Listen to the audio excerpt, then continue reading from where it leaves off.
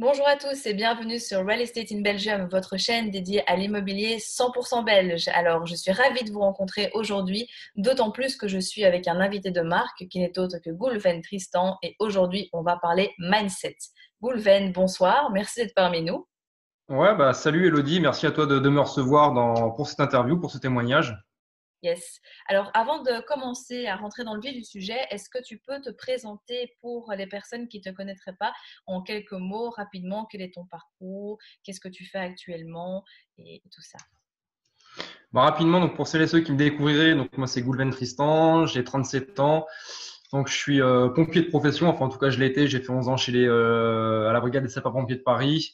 J'ai arrêté les pompiers de Paris en avril 2016, donc il y a un peu plus de 2 ans. Aujourd'hui, je suis toujours pompier, j'ai toujours gardé, on va dire, une activité de pompier volontaire, parce que voilà, j'ai pas voulu me séparer de cette grande famille. Donc je suis toujours pompier volontaire dans les Yvelines à Plaisir, où là c'est vraiment pour le fun, où je prends quoi, je prends peut-être deux gardes par mois. Et le reste du temps, donc après à côté de ça, j'ai deux casquettes. Une première casquette sur l'immobilier, voilà, où tu m'as connu à travers mes investissements immobiliers, à travers mon livre. Donc j'ai écrit un livre qui est devenu best-seller, comment je me suis constitué un patrimoine de plusieurs millions d'euros avec un salaire de 1750 euros aux éditions Maxima. Donc ça, c'est pour la casquette entrepreneuriat. Et pour la casquette sport, donc en 2016, j'ai été champion du monde d'ultra triathlon. Yes, tout à fait. Ce qui est déjà un très très beau parcours également. Et dans ton livre justement, que je vous recommande vivement, tu expliques en fait que tu t'es lancé dans l'investissement immobilier alors que tu n'y connaissais rien. Est-ce que à la base tu avais des craintes, des peurs? Et comment est-ce que tu as réussi justement à te lancer dans quelque chose que tu ne connaissais pas et qui était totalement inconnu pour toi? Non, non, il y a eu zéro crainte, zéro peur. D'ailleurs, c'est que c'est quelque chose que j'ai du mal à comprendre chez certaines personnes, les craintes et les peurs. Moi, j'ai mis le pied à l'étrier de l'investissement immobilier, tout simplement comme l'ont mis mes parents. À un moment donné, il fallait que je me loge, hein. J'avais réussi mon concours chez les pompiers de Paris, donc il fallait que je me loge. La question, c'était est-ce que j'accède à la propriété ou est-ce que je prends une location? Ça, c'était vraiment le dilemme par rapport à mon âge. Je crois que j'avais 23 ou 24 ans. Bon, j'étais un peu naïf, un peu insouciant, peut-être pas forcément très mature non plus. Donc, moi, j'ai demandé un peu conseil à mes parents. Mes parents, ils me voyaient pas trop propriétaire. Bah, qui dit propriétaire, c'est de suite une grosse somme d'argent. C'est souvent l'achat d'une vie. Donc, ça peut faire un peu peur, surtout quand on voit son fils, qui se cherche encore un peu. Donc, moi, j'ai quand même plus opté je pensais que c'était une manière plus intelligente d'acheter que de louer. Donc, c'est comme ça. J'ai acheté ma première résidence principale, tout simplement. Bah, avec du bon sens, une attitude. J'ai été voir le banquier, je lui ai exposé ma situation, combien je gagnais chez les pompiers de Paris, connaître l'enveloppe de ce qui me serait alloué pour pour pouvoir investir. Mon enveloppe, c'était 80-90 000 euros. J'ai cherché dans un secteur où je voulais habiter, c'est-à-dire en région parisienne. Et là, j'ai trouvé un studio à 76 000 euros. Donc pour moi, ça m'allait très bien. Et il fallait pas me parler de rentabilité parce que ce mot rentabilité, je sais même pas ce que c'était. Faire de l'investissement locatif, je savais pas ce que ça veut dire non plus. Moi, c'était ma résidence principale. J'étais vraiment déjà très fier d'accéder à ma résidence principale. Et après, après la suite, c'est parti. Après, c'est parti, mais plus tard. Ok. Et du coup, c'est intéressant parce qu'on va prendre la question dans l'autre sens. Si tu n'as pas eu de peur et pas eu de crainte, à quoi c'est dû selon toi? Bah, c'est dû à… Moi, je vois pas trop les craintes et les peurs, même dans moi qui accompagne beaucoup de gens dans l'immobilier, je ressens pas forcément beaucoup de crainte chez les gens pour l'achat d'une résidence principale. Moi aussi, j'ai plus l'habitude de suivre des gens qui veulent se constituer un patrimoine immobilier, donc qui veulent faire de l'investissement locatif, acheter 2, 3, 5, 10, même beaucoup plus de biens immobiliers. Donc là, je vois plus là des gens qui ont un projet, mais qui savent pas forcément comment le mettre en place, qui ont des peurs et compagnie. Mais après, pour vraiment répondre à ta question, bah, les peurs, c'est quoi? Les peurs, d'où elles viennent? Elles viennent de la société, les peurs. Les peurs, elles viennent des médias, elles viennent de la télévision, elles viennent de notre entourage, de notre famille, de nos proches. C'est ce qui reflète immobilier aussi, bah, reflète une somme à 5, 6 chiffres, reflète l'investissement d'une vie. Donc ça fait peur. Et c'est souvent notre entourage, cette épigénétique qu'on fréquente qui nous amène ces peurs. Mais à contrario, si vous fréquentez des gens, si dans votre entourage, vous avez que des gens qui investissent, qui achètent 2, 3, 5, 10 appartements, que vous allez régulièrement à des networking, séminaires, mastermind, conférences et compagnie, bah, ces peurs, elles vont diminuer parce que vous aurez un épigénétique autour de vous, vous serez entouré que de personnes qui investissent. Donc, ce sera un acte qui vous paraîtra normal. Mais si c'est sûr que dans votre entourage, personne n'investit, tout le monde est locataire, personne ne parle d'investissement locatif et compagnie, et que vous commencez à avoir cette petite flamme en vous de vouloir faire ça, mais qu'autour de vous, personne ne le fait, ben vous allez vous dire, ouais, si personne ne le fait, c'est peut-être que c'est risqué, c'est peut-être que c'est dangereux, peut-être que ça se fait pas comme ça, et c'est là où les peurs vont grandir. Ok, donc tu dirais qu'on pourrait prendre ça comme un premier conseil justement pour quelqu'un qui souhaite se lancer mais qui a certaines craintes, mais ce serait donc d'avoir un bon entourage. Qu'est-ce que tu pourrais donner d'autre comme conseil aux personnes qui souhaiteraient se lancer mais qui malgré tout, il y a quand même des peurs un peu irrationnelles, la peur de la vacance locative, des loyers impayés, la dégradation ou autre? Bah, les deux règles d'or, c'est son entourage. Tu l'as dit, c'est ce que je viens de dire, c'est son entourage. C'est voilà, avoir un épigénétique qui va faire. Donc l'épigénétique, grosso modo, c'est voilà, on est la moyenne des 5 personnes qu'on côtoie. Donc c'est avoir un entourage favorable. Ça c'est la règle 1. La règle 2, c'est la formation. Il n'y a pas de secret. C'est se former, se former, se former. Il faut bien prendre conscience. Je veux dire que l'être humain, on est une action. On est une action, donc il faut investir sur nous-mêmes. Plus vous allez investir sur vous, plus vous allez, entre guillemets, péter les scores. Ah, il y a pas de secret. C'est pas en investissant 10 000 euros dans une voiture que vous allez progresser intellectuellement parlant ou mentalement parlant. Une voiture, ça va rien vous apporter. Mais aujourd'hui, je prends souvent l'exemple de la voiture parce que c'est ce qui a appauvri l'être humain aujourd'hui. La voiture, tout le monde cherche à acheter une voiture. Mais l'être humain ne sait même pas au final pourquoi il achète une voiture. Et si je dis ça, parce que j'étais dans cette situation-là où à un moment donné, chez les pompiers, voilà, on voit souvent des belles voitures chez les pompiers. C'est souvent un discours chez la gente masculine qui revient souvent, les voitures, ceci, cela. Et à force de côtoyer cette épigénétique, à un moment donné, je me suis laissé bercer par ces discours-là et j'ai moi-même dépensé de grosses sommes à mes yeux dans les voitures alors que j'en avais même pas besoin au final. Et au final, c'est là qu'avec un peu de recul, avec une autre intelligence, j'ai vu toutes les erreurs que j'ai pu faire parce que j'ai su me mettre sur stop, j'ai su aussi analyser ma vie, analyser toutes les erreurs que j'ai faites, analyser mon passé. Et aujourd'hui, ouais, je vois toutes les erreurs que font les gens et les voitures font partie de cette principale erreur. Donc, c'est se former, investir sur nous et surtout passer à l'action. Parce qu'il y en a trop encore qui ont compris qu'il fallait se former, mais qui passent pas à l'action. Et l'une des plus belles citations que j'aime dire, c'est la connaissance sans l'action, c'est pas la connaissance. Vous pourrez avoir toutes les connaissances du monde. Si demain vous passez pas à l'action, vos connaissances, elles servent à rien du tout. Moi, pour en revenir à mes débuts, quand j'ai acheté mon premier bien immobilier, j'avais zéro connaissance en immobilier. Il y en avait sûrement d'autres, même quand j'ai eu 3, 5, 10 appartements, des connaissances que j'ai fait ça très rapidement. J'avais pas toutes les connaissances du monde. J'étais même loin d'être le meilleur dans l'immobilier. Mais je passe à l'action. Donc, j'étais bien meilleur qu'une personne qui avait toutes les connaissances du monde dans l'immobilier. Et c'est ça que je trouve regrettable chez l'être humain, c'est qu'il ne passe pas suffisamment à l'action. Et après, on va encore revenir sur la peur, sur plein de choses. Super. Justement, donc tu parles ici que quand tu as commencé, tu n'avais pas non plus toutes les connaissances que tu avais maintenant, forcément. Et à un moment dans ton livre, tu expliques que tu as eu des grosses difficultés parce que tu t'es retrouvé avec des gros travaux prévus dans tes copropriétés et que c'était assez difficile au niveau de la trésorerie. Comment est-ce que justement, à ce moment-là, tu as réussi à faire face à tout ça et à trouver les ressources en toi pour arriver à gérer ça et à te sortir de cette situation? Les ressources pour faire face à ça, en fait, elles se sont faites sans même que je le calcule. C'est-à-dire qu'elles se sont faites lorsque j'ai signé mes premiers biens chez le notaire. Parce que malgré que j'y connaissais pas grand-chose dans l'immobilier, quelque chose qui m'était logique, c'est qu'il fallait que j'achète en dessous le prix du marché. Et ça, le prix du marché, il n'y a pas besoin de s'y connaître dans l'immobilier. Il suffit de se renseigner, d'aller voir des agences immobilières. Et avec toutes les applications qu'il peut y avoir maintenant sur Internet, il y a plus de droit aux excuses par rapport à ça. Donc, je savais que mes problèmes, si je me trompe pas, ils sont arrivés à la fin de ma 13e ou 14e acquisition. Et toutes les acquisitions que j'ai faites, je savais que dès que je sortais chez le notaire, dès qu'après la signature d'un acte authentique, je savais que derrière, il y avait déjà une plus-value. Je savais que je faisais une plus-value. Et donc, j'étais pas du tout inquiet. Les problèmes sont arrivés. Oui, ça m'a fait chier. Oui, ça a été quand même dur à surmonter parce que c'était mes premiers gros problèmes. Surtout qu'immobilier, j'avais pas que ça à gérer. J'avais aussi les pompiers de Paris à gérer. J'avais les pompiers volontaires. J'avais le sport, ma vie privée. Enfin, j'avais toute une multitude de choses à gérer. Et ces premiers 14 000 euros, si je me trompe pas, à payer, alors que je m'y attendais pas, ouais, ça a été très compliqué.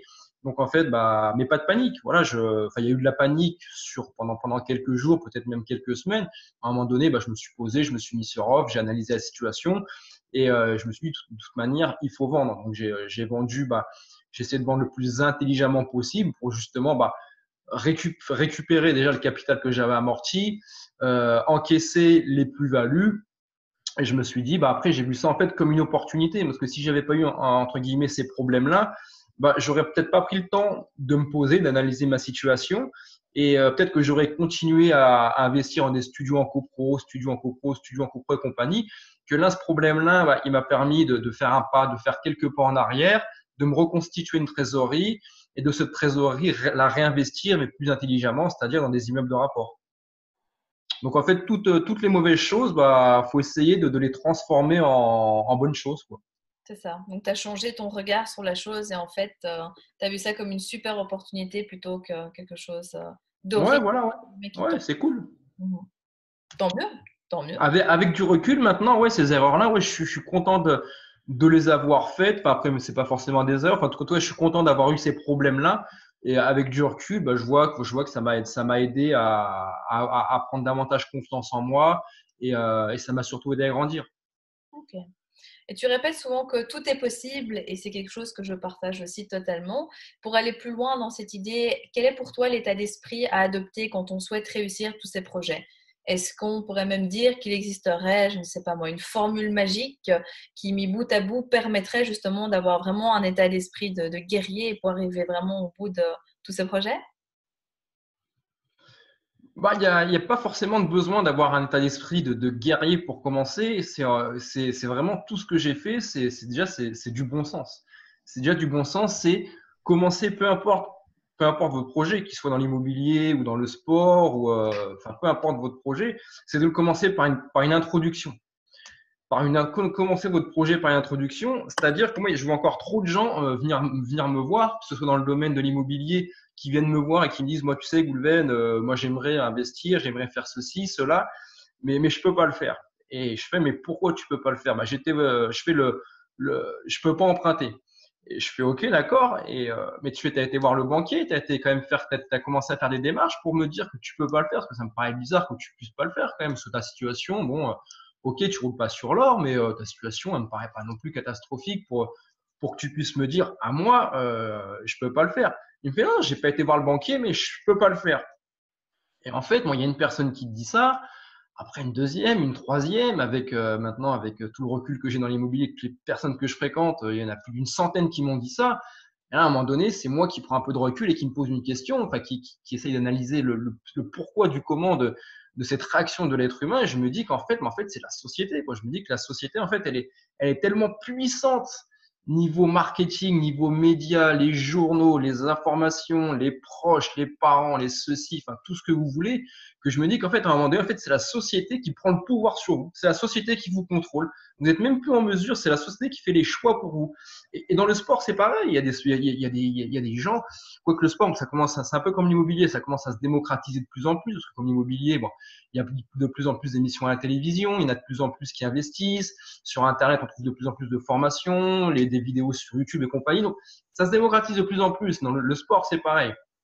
Mais dans le sport, il y en a encore trop qui viennent me voir en me disant, tu sais, moi, je voudrais faire un semi-marathon ou un marathon, c'est pas possible. Ou ce qui me fait le plus rire, c'est de voir quand je vais en ville, quand je me promène en ville, que je vois des joggers passer, enfin des gens faire le sport. Moi, chaque fois, je m'amuse à regarder comment ils sont habillés. Et ça m'éclate. À chaque fois, il n'y en a pas un. Ils ont tous au moins 1000 euros sur eux. Ils ont la dernière montre au poignet, le camelback, les chaussures qui coûtent 200 euros. Enfin, ils sont équipés. Waouh, et ça me fait rire parce que là, c'est là que je vois la puissance du marketing et je me dis en fait que l'être humain, bah, s'il n'a pas tout ça, il peut pas passer à l'action. Et il y a tellement d'êtres humains qui seraient capables de faire un semi-marathon ou un marathon, mais en fait qui s'en privent à cause de la société. Et aujourd'hui, donc il n'y a pas besoin d'avoir un état d'esprit de guerrier, c'est avoir une bonne attitude, c'est tout simplement avoir une bonne attitude, se dire j'ai envie de faire quelque chose, ok, je vais commencer par une introduction. Je vais voir si ça m'anime, si ça me plaît. Je vais commencer par voir ce que ça donne et après on verra. Et voilà. Et après, il y a aussi, pour compléter ta question, ou peut-être que ça viendra de notre question, mais il y a trop de personnes qui se trouvent des excuses. Il y a trop de personnes, ouais, j'ai pas le temps, j'ai une famille, j'ai des enfants, ma grand-mère elle m'a dit ça, je suis pas assez riche, je gagne pas assez d'argent, ceci, cela. Il y a une question que je dis à chaque fois, que j'ai envie de vous dire, celles et vous qui m'écoutez, c'est à combien de reprises les excuses vous ont permis de réaliser un projet, ou à combien de reprises les excuses vous ont permis de vous rapprocher de la personne que vous voulez devenir. La réponse, c'est jamais, c'est zéro. Donc, à quoi ça sert de trouver des excuses? Les excuses, ça sert strictement à rien. Et le petit exercice que j'aime bien faire, c'est vous aider en fait à reprogrammer votre cerveau en 5 minutes avec un petit jeu. Voilà, c'est vraiment très facile, c'est très simple. C'est que pour vous expliquer comment fonctionne le cerveau, le cerveau, que vous soyez un guerrier ou non, il va toujours au plus facile. Il va toujours d'un point A à un point B.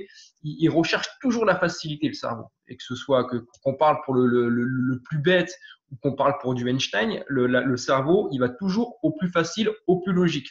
Donc jusque-là, voilà, vous me suivez. Jusque-là, c'est accessible à tout le monde.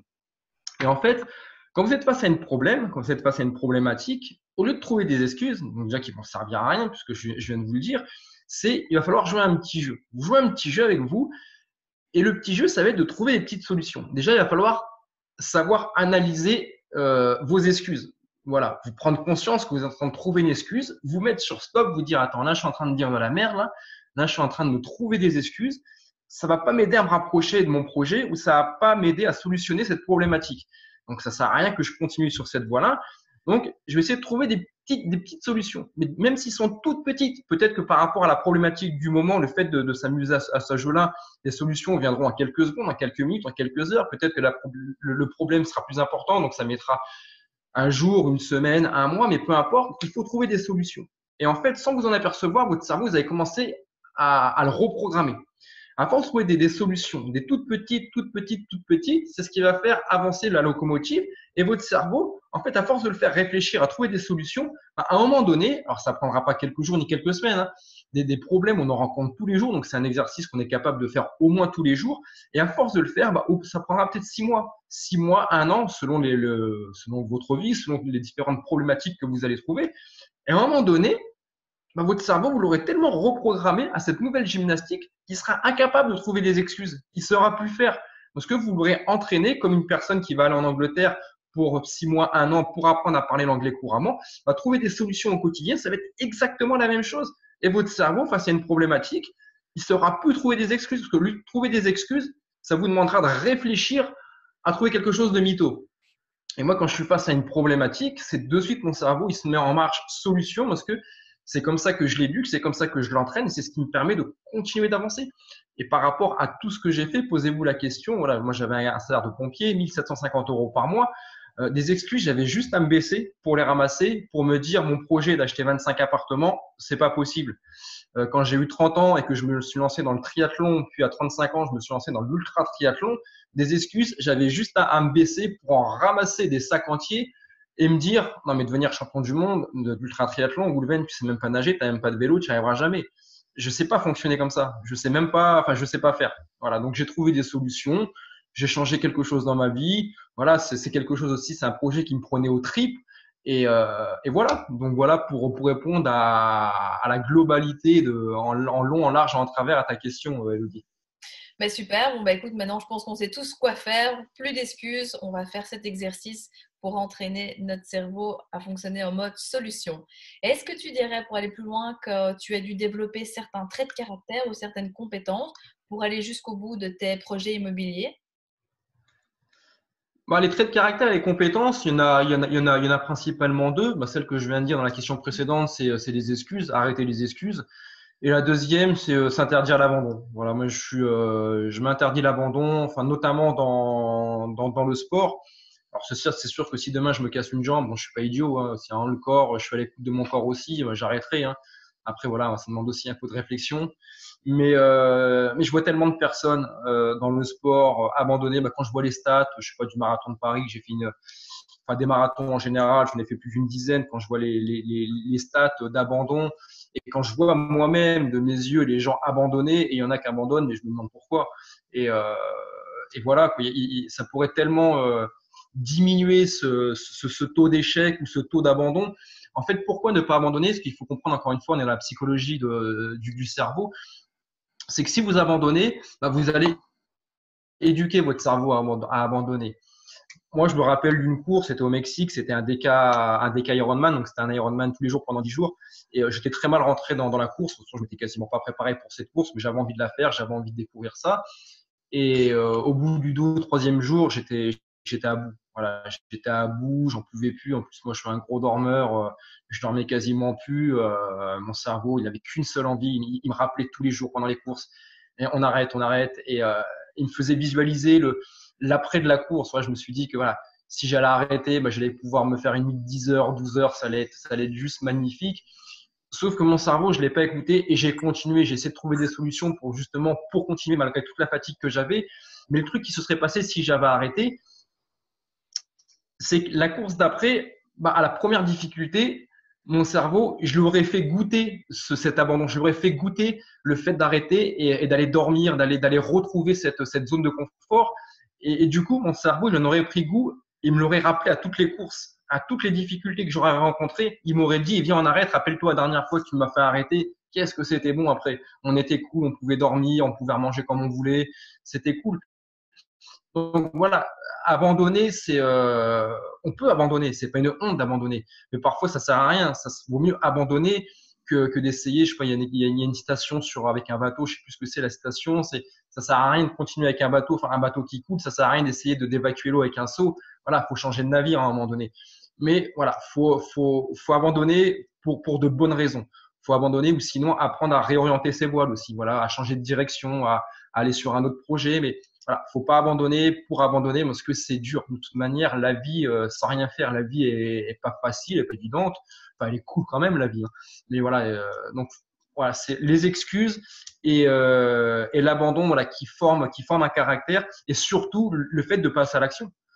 Parce que ne pas vouloir les excuses, ne pas abandonner, bah, tout ça, c'est lié au fait d'être passé à l'action. Une personne qui passera jamais à l'action va se protéger indirectement de tout ça. Donc, n'aura pas connaissance de tout ça, donc ne va pas grandir aussi à travers tout ça. Donc, voilà ce qui m'a forgé aussi un peu mon caractère. C'est toutes les expériences qui ont été liées à l'immobilier, qui ont été liées au sport. Voilà, c'est tout ce que j'ai pu entreprendre, toutes les claques que je me suis pris dans la gueule. Aujourd'hui, c'est ce qui m'a aidé à grandir. Super, merci. Et est-ce que tu aurais une anecdote à nous raconter ou un mot de la fin que tu souhaiterais nous partager? Une anecdote, tu la voudrais sur quoi l'anecdote? Sur Ce que tu veux. à travers quel message une anecdote pour quel message? Quelque chose en rapport à l'immobilier, quelque chose qui t'est arrivé d'atypique qui pourrait faire sourire nos auditeurs ou un mot de la fin que tu as envie vraiment un message fort sur lequel tu aimerais conclure, comme tu veux. Non, plutôt ouais, une anecdote là. Bon, j'ai pas forcément d'anecdote qui me viennent en tête. Enfin, j'en ai tellement eu, mais une anecdote qui pourrait être enrichissante là maintenant tout de suite, non, ça me vient pas forcément. Mais plutôt le mot de la fin, c'est voilà, si vous avez un projet, quel qu'il soit, réalisez-le. Voilà, réalisez-le. Que vous fassiez rien ou que vous passiez à l'action ou non, de toute manière, vous serez. La vie est faite de plein de problèmes, de plein d'imprévus, de plein de soucis. Donc, même si vous ne passez pas à l'action, vous allez rencontrer des soucis. Et, euh, et c'est vraiment, c'est tellement enrichissant tout ce que j'ai pu apprendre de l'entrepreneuriat. J'ai fait des choix forts aussi à un moment donné, comme d'autres ont pu le faire. Mais c'est ces choix forts qui m'ont permis de vivre ma vie. Voilà, si certains d'entre vous, je sais pas, ont peur de quitter un travail pour se lancer à leur compte ou pour vivre un rêve, un projet, voilà, dites-vous bien que du travail, vous en retrouverez. Voilà, on est dans des pays civilisés où du travail, c'est pas ce qui manque pour ceux en tout cas qui veulent se donner les moyens d'en trouver. Et ça vaut vraiment le coup parfois de tout arrêter, de tout plaquer pour vivre son projet et vivre son projet. Et moi aujourd'hui, je vais quand même rebondir sur une anecdote parce qu'il y en a une qui me vient dans la tête et qui va être enrichissante. C'est par rapport à mon titre de champion du monde d'ultra triathlon. J'avais 30 ans, j'avais 30 ans et donc c'était en 2011. C'était en 2011 et Donc, je faisais déjà pas mal de sport, du trail, de l'ultra-trail, des courses en montagne et tout. Et donc, je côtoyais un épigénétique de sportifs, de gens qui aimaient se dépasser, d'aller défier leurs limites, les challenges et compagnie. Et pareil, il y a un mot qui commençait à arriver à mes oreilles à force de côtoyer cet environnement-là. C'était le mot Ironman. Et ce mot Ironman me revient une fois, deux fois, trois fois. Et à un moment donné, bon, je me dis, je vais aller voir mon meilleur pote, je vais voir Google, mon ami Google. Et Google, il me dit qu'un Ironman, c'est 3 km 8 de nage, c'est 180 km de vélo et un marathon. Et là, je fais waouh. Ah ouais, mais là, c'est ok, là, c'est haut, là, c'est balèze. Moi, je sais pas nager. Enfin, je nage que vulgairement à la brasse. J'ai pas de vélo et je fais que courir. Donc là, ouais, j'ai envie de le faire, mais là, je me dis, je trouve pas les solutions. Je vois pas comment je peux faire. Et ça se perd un peu dans ma tête et je reprends mes courses à pied, mes footings et là, mon Ironman, il revient et là, je fais bon, les stops. Là, faut que j'aille voir ce que c'est quand même. Faut que j'aille voir sur le terrain. Et donc, on est en 2008 ou 2009. Donc, je suis à la caserne chez les pompiers. Je suis de garde, j'ai mon bip qui est à ma ceinture. Et je vais sur le site Ironman de France pour m'inscrire à l'Ironman de Nice. Et moi, j'étais habitué à dépenser 30, 50, 150 euros pour les courses les plus prestigieuses en course à pied. Et là, je valide tout ça. Et j'arrive au moment de payer. Et là, il m'annonce, je crois, 550 euros. Et moi, je suis en plein dans mes investissements immobiliers, tout ça, et je peux pas me permettre de mettre 550 euros dans une discipline où je suis même pas entraîné, c'est même pas ma discipline, le triathlon. Et là, je réfléchis, enfin, j'ai peur. Et j'ai mon bip qui sonne. Voilà, j'ai mon bip qui sonne et je pars sur intervention. J'éteins l'ordinateur et tout, et ça part et ça sort de mon esprit, ça sort de ma tête. Et ça revient, je crois que 6 mois, un an plus tard. Entre-temps, voilà, j'ai continué d'entendre ce mot et là, j'ai mûri aussi. Et là, 6 mois, un an après, je me retrouve pareil à la caserne, à plaisir, de garde, mon bip d'intervention à la ceinture. Je suis sur le même ordinateur, même chaise, même endroit. Et, et là, bon, là, je connais le prix cette fois-ci. Donc, cette fois-ci, j'ai plus d'excuses. Entre-temps, j'ai toujours pas appris à nager, j'ai toujours pas de vélo, mais je fais c'est pas grave. J'en ai marre, en fait, d'entendre des gens faire des Ironman, entendre ce mot, et j'ai envie d'aller voir de moi-même, savoir si je suis capable de le faire, quoi. J'ai pas envie qu'il y en a qui me disent non, toi, tu peux pas le faire parce que t'as pas de vélo, tu sais pas nager. Et je fais non, c'est pas toi qui décidera si je suis capable ou non, c'est le terrain qui va décider. Et j'y vais et je m'inscris et voilà une grosse bouffée de chaleur, de peur. Et là, je fais bon, maintenant, voilà, faut que je prenne mes responsabilités. Donc, je vais essayer de me renseigner sur les vélos, quel vélo pour s'acheter, à quelle taille. Enfin, j'y connais rien du tout. Je pars de zéro. J'en parle à personne. Et quelques mois plus tard, là, on est à 5 mois avant la compétition. Donc, je m'étais inscrit tardivement. Et dans ma chambre, à la caserne, dans ma chambre à la caserne, il y avait l'un de mes meilleurs potes à la caserne qui faisait du triathlon et qui avait un niveau national. Un fameux Rémi Pencrash. Rémi, si tu regardes l'interview, je te fais la bise. Et un jour, on part sur intervention tous les deux et fièrement, avec un grand sourire, il me fait, tu sais, Goulven, je vais me préparer comme un enculé, pour reprendre ces termes, et dans 2 ans, je vais m'inscrire à l'Ironman de Nice. Et là, je le regarde et je fais, je peux plus lui cacher maintenant. Et là, je fais, écoute, Rémi, moi, je le fais cette année. Et là, il me regarde et il m'insulte de tous les noms d'oiseaux. Il me fait, mais c'est pas possible. De toute façon, tu sais même pas ce que c'est un Ironman. Tu sais même pas nager, t'as pas de vélo. Je lui fais, oui, ça, je le sais. Merci de me le rappeler, mais ça, je le sais. Mais je vais bien le faire. C'est le 26, c'est le 26 juin. Je lui dis les distances et tout. Il me fait, mais t'es vraiment baisé. Il me fait, mais c'est n'importe quoi. Tu n'y arriveras pas. C'est pas possible. Je fais, on verra bien. Hein. Je vais aller sur le départ, sur la ligne d'arrivée. Et après, c'est la course qui dira si j'y arrive ou pas. Et c'était une période où je faisais encore des combats, parce qu'avant avant le triathlon, j'ai fait beaucoup de combats en karaté, boxe taille et full contact. Et, et en fait, moi, j'avais identifié chez moi, parce que je suis quelqu'un qui me connaît parfaitement aujourd'hui, et je savais que je n'étais pas capable de m'entraîner 4 mois à nager et 4 mois à faire du vélo. En fait, je voulais m'entraîner dans la continuité de la course. Et en fait, les deux mois qui ont précédé mon inscription, j'ai continué à m'entraîner les après-midi à la caserne, à réviser mes gammes de boxe, à taper des heures et des heures sur un sac de frappe. Et il y avait ce fameux Rémi qui venait en sport avec moi et qui me chambrait, qui me disait, mais si tu crois que c'est en tapant sur ce sac que tu vas être finisher de l'Ironman, mais tu te trompes complètement. J'ai fait, écoute Rémi, c'est ma prépa, je me connais, voilà, j'ai besoin de personne et je sais que je vais y arriver comme ça. Et le jour arrive, le jour J arrive, je me vois encore débarquer avec mon vélo tout seul à Nice, perdu. Et j'arrive pour retirer mon dossard. Et là, c'est une bonne femme qui est là, qui délivre les inscriptions. Elle me donne plein de papiers, des sacs, en veux-tu, en voilà. Et là, je lui fais, on arrête tout. Là, je fais, expliquez-moi tout, parce que là, il y a trop de choses d'un coup, là. Et elle me regarde, elle me fait, vous inquiétez pas, c'est comme un triathlon. Et là, je la regarde, je fais, mais j'ai jamais fait de triathlon. Et là, elle me regarde, elle me fait, ah ouais, bon, je vais tout vous expliquer de A à Z. Voilà. Et la finalité de tout ça, pourquoi cette histoire? Pourquoi c'est en fait ce que je veux vous raconter, c'est la morale de cette histoire, c'est que déjà d'une part je l'ai terminé et ce fameux Rémi, il a été vraiment fier de moi et au lieu de faire l'Ironman qu'il avait prévu de faire dans 2 ans, grâce à cette victoire, le fait que j'ai réussi à le terminer, il a fait ça l'année qui a suivi. Donc voilà, il a été suffisamment intelligent pour voir qu'au final, il s'était trompé et que c'était possible. Et la morale de l'histoire, c'est surtout ça le plus important, c'est que si j'avais écouté la société, parce qu'il faut savoir qu'en fait, 5 ans après, je fais champion du monde d'ultra triathlon. Et si j'avais écouté la société, en fait, la société m'aurait privé de ce titre mondial. Donc voilà. Pareil pour l'immobilier, si j'avais écouté la société, j'aurais pas écrit mon livre, je serais pas la personne que je suis devenue aujourd'hui. Donc, si vous avez un projet, quel qu'il soit, déjà apprenez à vous connaître, savoir ce que vous êtes capable de faire ou non par rapport à votre situation financière, familiale, professionnelle, personnelle, financière et compagnie.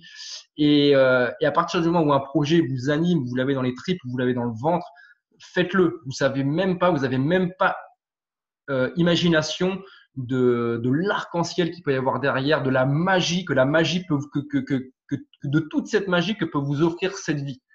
Bien sûr que dans tout ce que j'ai fait dans l'immobilier ou dans le sport, il y a eu plein de galères, il y a eu des pleurs, il y a eu plein de choses qui ont été difficiles à gérer, mais à côté de ça, c'est rien par rapport à toute la magie qu'aujourd'hui la vie a pu m'apporter. Mais si toute cette magie, j'ai pu le recevoir, c'est que tout simplement, je suis passé à l'action. Voilà. Eh ben, ça c'est du mot de la fin. Merci Goulven. En tout cas, un grand merci pour tous les précieux conseils et retours d'expérience que tu nous as partagés. Où est-ce que les auditeurs peuvent te retrouver s'ils veulent te suivre? Ouais, donc s'ils veulent me retrouver, il y a plusieurs plateformes. Il y a mon blog immobilier www.businesschallenge.fr, tout attaché. J'ai un blog sport aussi, mais qui est devenu obsolète, c'est www.sportchallenge.fr. Il va être normalement d'ici quelques mois, on va dire cet été, parce que c'est pas ma priorité actuellement, mais on va dire pour les beaux jours, il sera opérationnel. Enfin, il est toujours actif, mon blog sport, mais j'ai arrêté de l'alimenter, ça fait déjà 3 ans à peu près. Ça et ma chaîne YouTube Goulven Tristan et Facebook Goulven Tristan, voilà. C'est pas mal déjà. Ok, super, parfait. Et surtout, je vous conseille aussi de lire son livre que je vous recommande. Le lien sera également dans la description. Quant à moi, je vous remercie d'avoir suivi la vidéo. J'espère que vous avez apprécié. Vous connaissez la chanson. Si ça vous a plu, un petit like, abonnez-vous à la chaîne, mettez vos commentaires et on se retrouve très prochainement pour une nouvelle vidéo 100% belge. À bientôt, Goulven. Salut Adi, bye bye.